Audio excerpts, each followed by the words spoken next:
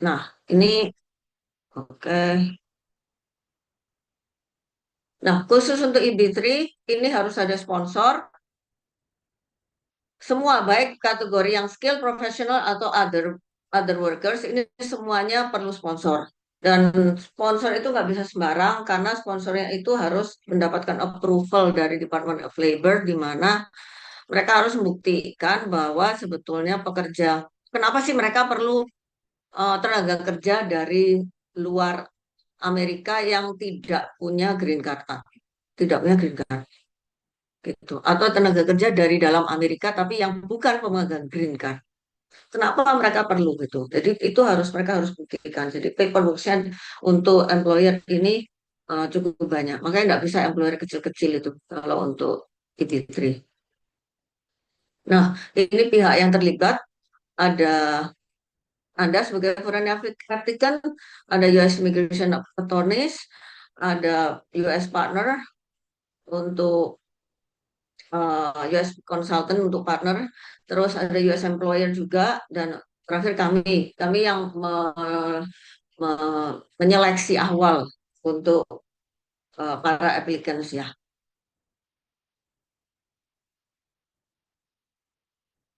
Seleksinya biasa tinggal saya lihat di sini, gampang.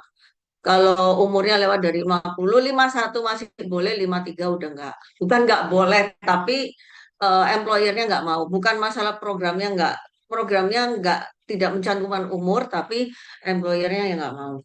Ya.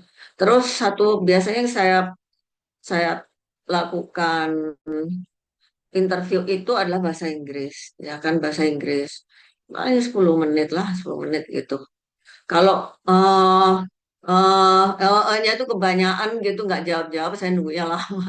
Saya langsung cut, udah deh, nggak bisa, nggak bakal lolos. Itu biasanya saya langsung gitu aja. Daripada udah capek-capek ngisi form ini itu kan percuma. Nah, biasanya itu. Jadi gatekeepernya saya pertama. Nanti kalau SKCK, tes kesehatan ini nanti di akhir-akhir ya. Satu hal dari awal sudah harus tahu bahwa Anda akan bekerja di tempat sponsor yang Anda pilih itu minimal 1 tahun. Kerjanya bukan kerja kontrak, tapi itu kerja full time ya. Bukan kontrak 1 2 tahun, tapi Anda minimal 1 tahun harus bekerja situ, tapi status Anda adalah full time employee. Setelah itu Anda mau cari pekerjaan yang cocok buat Anda, sih silakan ya. Nah, sekali lagi pekerjaannya itu bukan buat karir ya gitu. Tapi untuk jalan mendapatkan green card. Karena Anda butuh sponsor dan yang paling gampang adalah jalur ini. Kalau Anda tidak suka, oh saya lulusan Amerika, oh saya lulusan Australia, nggak mau lah ya kerja, kerja, aduh, asking itu, aduh, harga diri saya turun gitu ya. Kalau orang Indonesia kan banyak yang gitu juga ya, nggak mau. Ya udah nggak apa-apa, cari aja sendiri kalau bisa, ya kan? Biasanya gitu saya tanya 6 bulan, setahun lagi, 2 tahun lagi, belum ya. Memang susah. Nah, yang tadi saya sudah bilang ya bahwa pekerjaannya adalah full time dan bukan kontrak. Oke. Nah, ini berapa jenis pekerjaan. Khusus untuk truck driver ini nggak sembarang karena itu harus punya SIM dan pengalaman kerja. Jadi banyak kan sih eh, kru, cook ada, tapi cook ini juga perlu pengalaman masak ya. Kadang kru itu juga ada yang jadi bukan bukan masak-masak burger, ada juga yang jadi kasir ya. Saya ada klien ternyata oh dapatnya jadi kasir ya udah. Jadi ini contoh aja. Oke. Nah, sekarang masuk ke pembayar. Nah, ini ada 4 lembaga yang terlibat dalam uh, EB3 ini. Yang pertama adalah Department of Labor, yang kedua adalah USCIS atau Imigrasi Amerika, yang ketiga kalau ada daftarnya dari Amerika, di dalam Amerika, Anda waktu jadi student, Anda sedang jadi student, Anda punya work permit, bukan turis ya, artinya bukan turis. Maka prosesnya cuma dua, DOL dan USCIS. Nanti wawancara apa udah di sini. Dan khusus kalau Anda daftar dari Amerika, keluar dari USCIS itu approvalnya langsung green card. Karena Anda sudah di Amerika. Kalau Anda daftar ya di luar Amerika, maka Anda akan melewati satu tahap lagi, yaitu NVC, National Visa Center. Di sini antriannya ada di sini. Jadi kalau tahap pertama, tahap kedua itu udah keluar semua, tidak berarti diproses di tahap tiga, karena ini ada antriannya di sebelah sini, di NVC ini. Dari NVC ini kemudian dokumen itu kayak di-pool, kemudian disebarkan ke kedubes atau konsulat Amerika di masing-masing negara. Ya, Kementerian Luar Negeri ini diwakili oleh kedutaan ya, atau konsulat. Oke.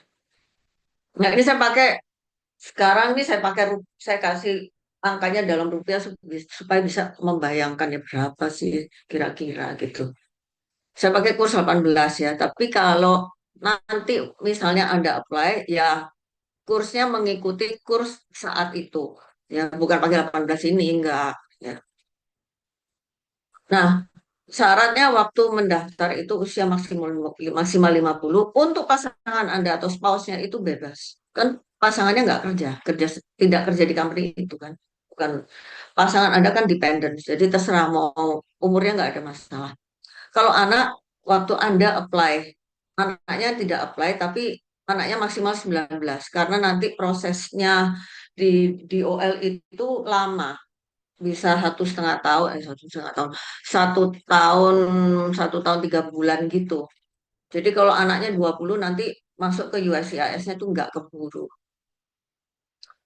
Nah, prosesnya kurang lebih 4 tahun. Kalau daftar di Amerika, nanti lihatnya di antriannya di USCIS gitu. Bisa lebih cepat, bisa hampir sama.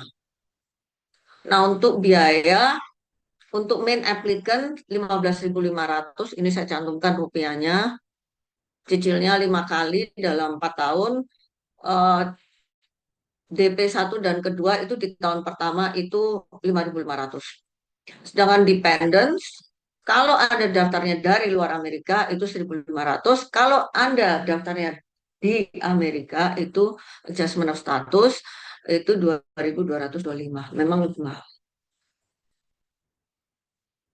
Nah, nanti di green card Anda itu kategorinya adalah EW3, EW3. Kalau spouse EW4 dan kalau anak itu EW5. Kategori di green card-nya tercantum ini. Nah, ini kalau tahap pertama ya Anda harus ngerti dulu yang mengenai IP3, terus saya habis udah tahu, biasanya saya udah kasih dulu dokumennya, ya jobnya apa, terus formnya kayak apa, isiannya seperti apa, terus agreementnya seperti apa, itu saya sudah berikan di depan.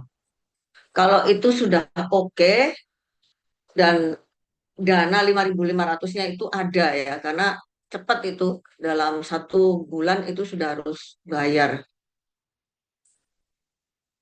Nah, kalau udah oke, itu baru saya lakukan conversation, biasanya tes. Itu. Kalau misalnya eh, tidak memenuhi syarat, terlalu terlalu tidak sangat tidak lancar gitu istilahnya, eh, biasanya saya langsung tolak.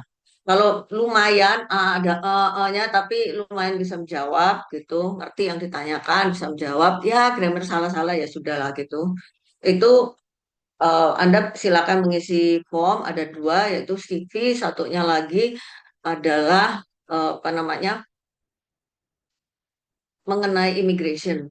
Pertanyaan-pertanyaan mengenai imigrasi, seputar imigrasi. Apakah Anda pernah ke Amerika? Apakah Anda pernah ditolak visanya? Apakah Anda pernah kayak gitulah, melakukan ada tindakan kriminal kayak gitu-gitu.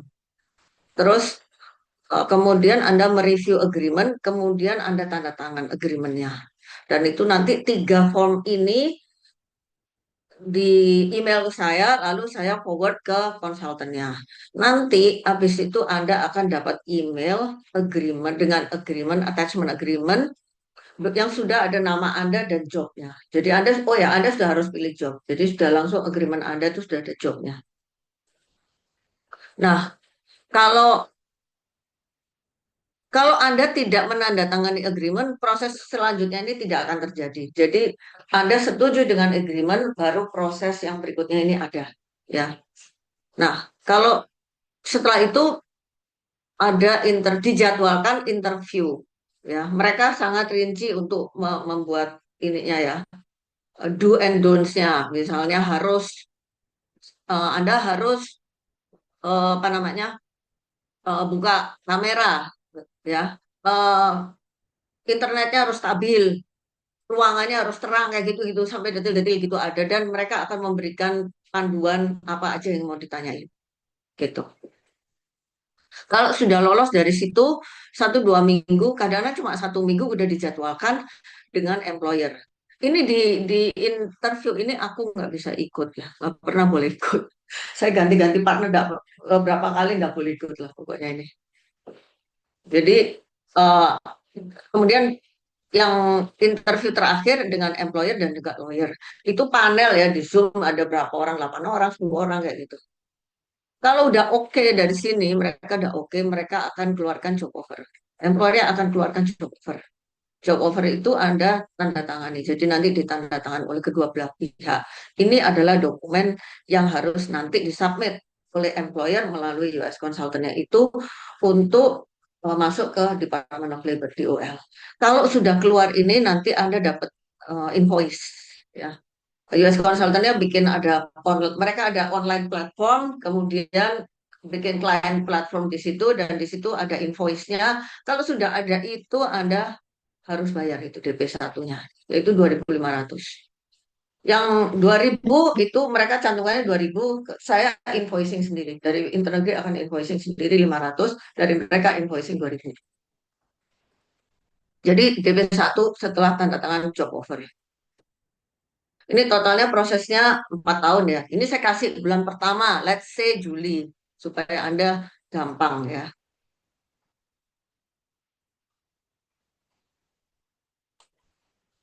Nah ini contohnya job offer. Contohnya job offer ini punyanya orang ini. Ini kliennya, employernya Dairy Queen.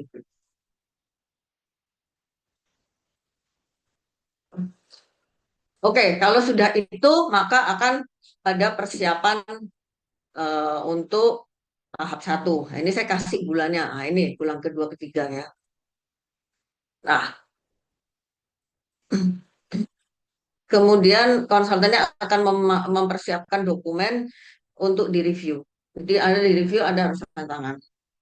Perhatikan dari sisi kalau Anda punya punya apa namanya punya ejaan yang tidak sesuai itu dari awal sudah harus dicek ya. Gitu. Misal kalau eh, paspor Anda ejaan lama, KTP Anda ejaan baru. Kayak gitu-gitu itu tolong diperhatikan. Karena ini nanti ruwet kalau di belakang Anda harus pakai akte notaris lagi, bikin pernyataan apa gitu. Hal kecil seperti itu. Ya.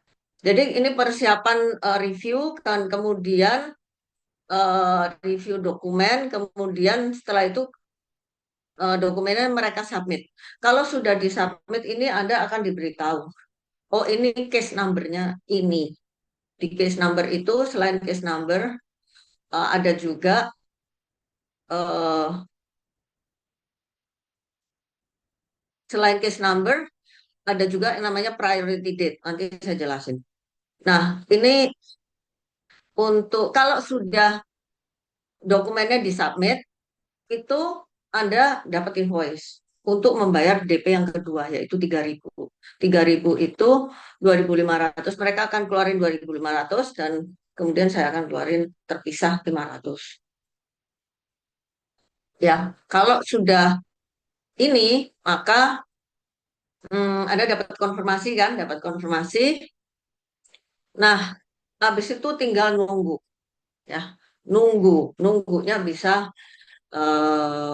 kasus yang pokoknya yang orang-orang ini yang Mei itu belum. Saya lihat yang Mei tahun lalu aja belum. Jadi sekitar kalau yang tahun sebelumnya itu sekitar 14-15 bulan ya dari priority date. Nanti saya tunjukin priority date-nya. Jadi kira-kira bulan ke-18 Anda dapat approval. ya. Kalau Anda sudah dapat approval, maka Anda bayar DP yang ketiga, ya. Sorry, ya, DP sudah dapat approval dari DOL, ini Anda bayar DP yang ketiga, yaitu 3.200 untuk mereka, 1.000 untuk internegeri. Hang on. Jadi DP ketiga setelah approval dari DOL. Oke. Nah, ini ya, ini Anda lihat ada case number. Nah, terus ada priority date. Priority date itu tanggal dokumen itu diterima oleh DOL. Jadi mereka dalam tanda priority date ini, Anda harus ingat-ingat ya, karena nanti itu dibawa ke proses-proses selanjutnya itu panduannya pakai priority date. Tanggal antrian Anda untuk diproses itu pakai ini, pakai priority date. Ngeceknya di sini. Jadi di setiap proses itu eh, enaknya kalau Amerika itu kliennya bisa, applicants-nya bisa ngecek sendiri. Jadi nggak usah tanya lawyernya, oh kapan, Bang, gimana, gimana. Sebelum 2023 memang eh, harus lawyer yang ngecek ya sebelum Mei. Tapi Mei 2023 itu ke sini udah masing-masing udah bisa ngecek sendiri. Jadi nggak bingung gitu ya, nanya-nanya gitu, Rek. Nah, ini ya, ini bisa Anda cek kalau masih statusnya analis review, artinya belum confirm. Kalau statusnya udah certified itu confirm. Umumnya kliennya tahu duluan, aplikannya tahu duluan. Terus di screenshot dikasih ke aku. Terus saya kasih ke sana. Karena kan mereka kan banyak, mereka kadang-kadang nggak langsung begitu. Oke, mereka proseskan nggak. Kalau dikumpulin dulu. Nah, nanti kalau approval ini ada ada halaman yang harus tanda tangani nanti. Mereka kalau Anda akan dikasih dokumen yang harus tanda tangan. Nah, di sini ada dokumen labor certification approval ini um, ditujukannya ke employer. Jadi Anda di CC di forward gitulah ya, di forward. Uh, ada tanggal ada expired date-nya. Jadi cuma berlaku 6 bulan.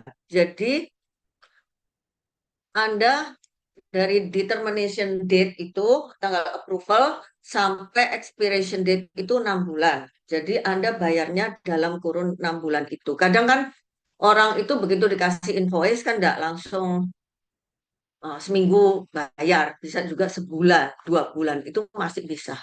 Karena masih, tapi kalau Anda nggak bayar mereka nggak akan proses gitu aja. Jadi ya telat prosesnya lah gitu.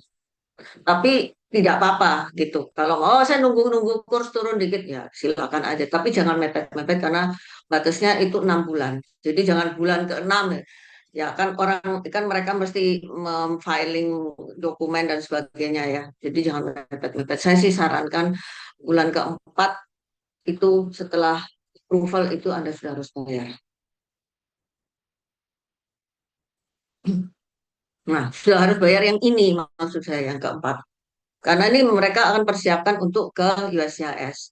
Kalau Anda nggak bayar yang DP4 itu, maka ini tidak akan dilanjutkan. Dan itu cuma 6 bulan ya periodenya. Jadi saya berikan ini ya, bulan ke-19, saya berikan timeline kayak gini supaya Anda bisa punya gambaran. Oh, kira-kira sekian bulan gue mesti sedia duit sekian, kayak gitu.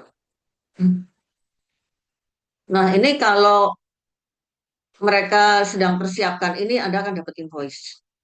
Nah, ini 2.500, 2.500 DP4-nya ini. Kalau ini Anda bayar, maka dokumennya akan submit ke USCIS. Kalau sudah disubmit, Anda juga bisa cek prosesnya. Bisa Anda cek, oh sudah disubmit. Oh, karena Anda dapat tanda terima juga. Ya, ada case number-nya kan. Menyatakan bahwa sudah disubmit. Nah, untuk tahap yang kedua ini, I-140 ya, dokumennya ini, kurang lebih setahun. Ada juga yang tahun ada juga yang tahun lalu ya. Tahun lalu. Yang tahun lalu sudah masuk USCIS itu cuma 6 bulan, cepet banget, 6 bulan. Nah, orangnya bingung malah. Ada yang 4 bulan, orangnya bingung soalnya duitnya belum siap gitu. Kan di timeline 1 tahun lah, ini kok cuma 4 bulan udah keluar gitu.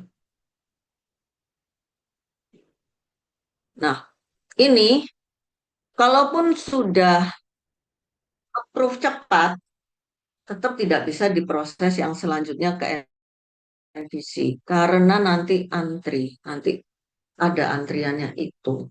Ya. Nah, jadi ini setelah approval, ini totalnya ya. Jadi totalnya DP3 dan DP4 ini 6.700. Jadi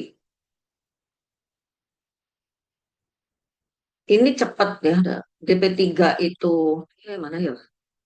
Mana? Oke. Jadi DP3 sama DP4 itu kurang lebih sebulan. Sebulan sampai 2 bulan lah. Nggak lama ini. Sebulan, sebulan 2 bulan lah ini. DP3 dan DP4. Jadi ini adalah ada duit yang harus Anda disiapkan nanti di tahun ketiga. Nah, supaya ada gambarannya gitu. Nah, oke. Jadi ini tadi sebelum disubmit bayar, ini nanti dapat, kalau sudah disubmit dapat receipt, ada case number-nya, Anda bisa cek sendiri. Nah, tinggal masukkan case number-nya keluar. Seharusnya. Kalau sudah di-approve, Anda akan dapat file, ada lampirannya, nanti eh, ada yang harus diisi juga, karena itu untuk next next step-nya.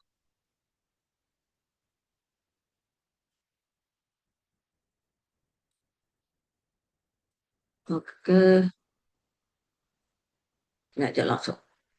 Oke, jadi tahap 3 itu ada dua. Kalau yang sekarang kita fokus kalau Anda dari luar Amerika ya. Kalau Anda dari luar Amerika, maka prosesnya lebih panjang, yaitu melewati namanya NVC atau National Visa Center. Dari antrian tadi kalau USCIS-nya itu sudah proof, maka tidak langsung bisa diproses di sini. Karena ada di sini, ada yang namanya antrian. Antriannya lihat di mana? Lihatnya di sini sebentar. Nah, Anda juga bisa lihat antriannya sampai mana. Tanggal-tanggal itu adalah tanggal-tanggal priority date. Jadi dokumen Anda yang waktu masuk di apa namanya di OL itu dipakai sebagai pegangan untuk antrian sampai tahap terakhir. Ini priority date. Nah, saat ini Juni ya, Anda bisa lihat sendiri. Kalau Anda cek final action dates, ya itu kategori other workers. Kalau third preference ini ya employment base yang pertama itu EB1, kedua EB2, ketiga EB3. Kalau yang other workers ini EB3 other workers atau yang unskilled. Nah, ini yang saya merah-merahi ini adalah priority date-nya untuk negara-negara di luar yang Cina, India, Meksiko, Filipina. 1 Februari. Jadi kalau Anda tanya, saya ada klien nggak yang udah approve belum? Karena klien saya itu yang paling awal priority date-nya itu 19 Januari 2021. Jadi baru masuk di sini. Gitu. 2022, sorry. 19 Januari 2022 priority date-nya. Nah, itu baru masuk di sini udah di in proses. Mungkin dua, dua, hopefully 2 bulan lagi udah apa namanya medical check up dan terus lanjut interview. Sedangkan dia udah lama banget itu apa namanya USCIS-nya udah approve lama tapi ya nyangkutnya di sini. Cuman ini karena ada 75 negara yang di pending itu jadi agak itu sudah mulai lebih cepat tuh apa namanya antriannya. Biasanya sebelum sebelum priority date itu current, current artinya kalau namanya current itu tanggal priority date Anda itu setelah priority date dari yang visa bulletin ini. Jadi yang diproses, misalnya kalau hmm, ini 1 Februari, ya kan, klien saya kan apa namanya 21 19 Januari. Dia udah lewat nih. Nah, ini berarti kan saya udah bisa diproses gitu. Jadi untuk klien yang sebelum itu sudah bisa diproses, tapi klien yang tanggalnya, let's say Mei, priority date-nya Mei 2022 itu masih nunggu. Masih dalam antrian tapi sudah disubmit ke NPC. Jadi kalau ada mereka cek misalnya, oh Anda mesti kirim lagi SKCK. Oh, ini kok ejaannya nggak sama SKCK pakai huruf J. Apa namanya? Ini kejadian soalnya. Jadi bikin lama. Aduh, pakai huruf J. Kok apa namanya paspornya pakai huruf DJ. Or sama atau dia ada sama anaknya. Hmm, nama belakang dua-duanya pakai nama belakang yang sama, tapi nama belakang anaknya pakai ejaan baru, nama belakangnya dia pakai ejaan lama. Nah, jadi masalah. Itu kayak gitu-gitu.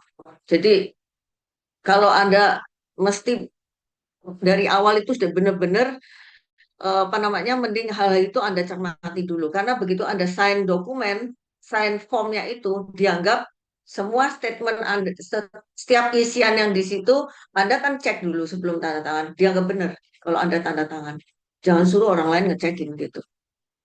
Mereka kasih isian sudah ada apa form sudah diisi, Anda cek benar enggak ini.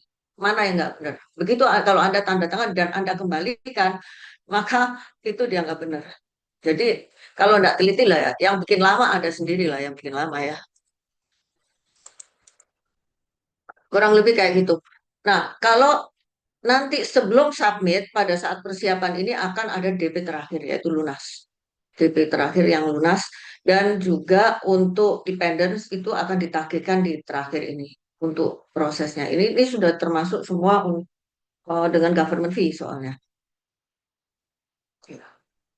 Nah, untuk anak dan spouse masing-masing 1.500. Ya bayarnya berapa? Kalau dikalkulasi di rupiah ya ya saat saat Anda bayar itu. Jadi DP lunas dan dependent ini saat persiapan DS260. Nanti kalau udah diproses, biasanya dua. Kalau yang kasus ini kayak kasus yang kalau klien yang sekarang ini yang diproses, soalnya banyak masalahnya yang kayak gitu-gitu tadi tuh masalah ejaan-ejaan gitu. Nah, jadi agak lama jadinya. Biasanya sih sekitar 2 bulan, 3 bulan sudah setelah dokumen disubmit itu seharusnya sudah cepat kok. Setelah masuk NPC itu ke US NPC biasanya sih bisa 2 bulan, 3 bulan sih, nggak lama. Ya, nanti di US Embassy itu ada medical check up. Hasilnya rumah sakitnya panel udah ditentukan dan itu semua seluruh keluarga. Terus kalau interview juga menghadap semua kecuali anak kecil ya di bawah 14 itu nggak usah. Tapi kalau yang pokoknya 14 tahun ke atas semuanya menghadap. Nah, ini saya kasih ya, Anda lihat sendiri ya, ini bulannya kurang lebih segini segini. Nah, kalau udah oke, karena Anda dari luar Amerika, Anda tidak dapat green card ya, tapi dapatnya immigrant visa. Dan itu kalau dalam 6 bulan, jangan sampai 6 bulan Anda sudah harus berangkat ke Amerika. Oke, tidak usah.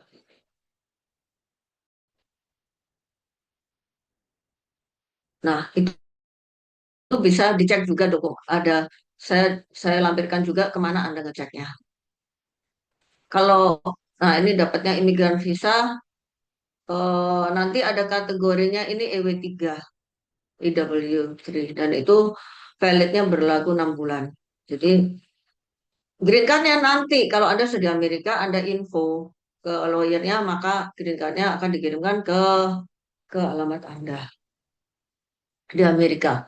Kalau untuk adjustment of status, karena Anda semuanya dari luar Amerika, saya hanya kasih cepat aja. Intinya hanya hanya dua tahap, yaitu masuk ke DOL, habis itu USCIS. Dan di USCIS ini bisa hampir sama berbarengan USCIS submit, habis itu uh, I-485 485, yaitu untuk adjustment of statusnya disubmit bareng-bareng kayak gitu. Itu bisa. Ya tergantung lawyernya lah, tapi in prinsip itu concurrent filing istilahnya bisa. Apakah keluarnya lebih cepat untuk adjustment of status? Ya itu kita bisa juga lihat kok itu berapa bulan itu. 485 ini berapa bulan kurang lebih. Jadi bisa ngira-ngira sebetulnya apa namanya berapa lama prosesnya. Tapi update cuman sampai sini. Jadi habis itu nanti medical check up, terus wawancara ya udah di USCIS nggak kemana-mana. Dan kalau approve itu dapatnya langsung green card. Ini saya kasih contoh aja green card. Oke, nah ini terakhir adalah bedanya. Kalau consular processing itu dari luar, daftarnya dari luar Amerika, adjustment of status dari Amerika. Kalau consular processing itu melalui NVC dan kedutaan, kalau adjustment of status, approvalnya langsung dari USCIS. Form utamanya DS 260, kalau adjustment of status 485. Jadi main applicant kalau konsuler itu, kalau CP, consular processing itu 3 tahap, kalau POS itu cuma 2. Sedangkan untuk dependent, kalau CP itu 2 tahap, sedangkan untuk EOS cuma 1 tahap aja, yaitu di USCIS aja.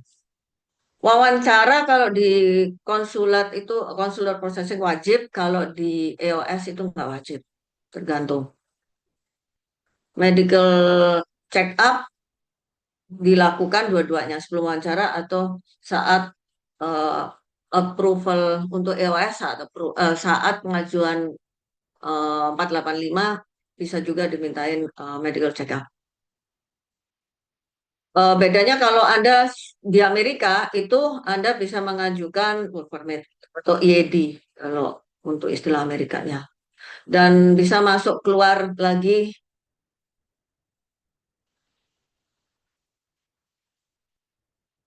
Anda kalau kalau Anda di Amerika Anda bisa mengajukan advance parole yaitu izin keluar masuk Amerika. Kalau di Anda dari nunggunya dari luar nggak perlu. Nah, itu terus dapatnya Anda dapat imigran visa kalau untuk konsuler, dan untuk EOS itu Anda dapatnya langsung green card. Kalau risiko ditolak, enaknya Anda nggak ada risiko besar ya, karena Anda toh nggak sebelumnya nggak ada belum ada green card atau apa. Belum ada student visa atau yang lain. Sedangkan kalau di Amerika, Anda di Amerika kalau Anda ditolak, ini lebih berisiko terhadap status Anda saat itu. Government fee-nya lebih tinggi ya, terus terang kalau EOS karena 1225 udah tambah 1225 1225. Ya, oke. Ini kurang lebih datanya itu. Nah, biayanya ini tidak termasuk ini. SKCK murah lagi. Tidak termasuk tiket pesawat, akomodasi medical check up, dan dokumen sih so far kalau SKCK udah bilingual sih ya. Jadi nggak perlu. Oh, ini nggak usah. Oke. Ini kalau mau ngitung cost of living, Anda bisa melihat di sini. Misalnya kota apa, kalau Anda pilih kota apa, kayak gitu. Nah, ini kurang lebih available jobs yang ada saat ini. Nanti bisa balik ke sini lagi ya, kalau nungguin ini nanti lama. Oke, nih sebelum Q&A, ya. Nah, kalau Anda DP pertama, ini khusus tidak berlaku untuk orang yang sudah daftar dan atau ikut webinar yang Mei. Ini adalah khusus untuk Anda yang baru pertama kali ikut webinar kali ini. Ya.